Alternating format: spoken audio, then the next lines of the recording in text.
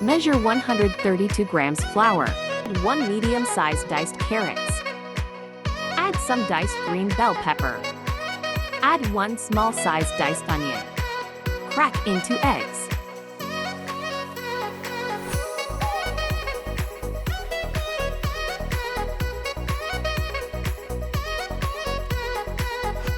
Add 1 teaspoon sugar. Go in with 1 teaspoon black pepper.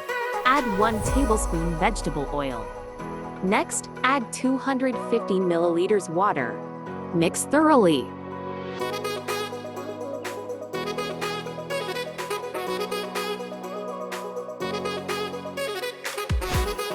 Continue to mix until you get a smooth consistency. Place a pan on fire and add 2 tablespoons vegetable oil.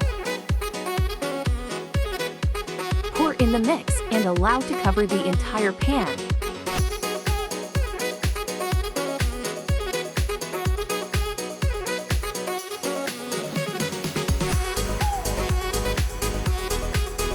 Leave on medium heat for about 1 minute.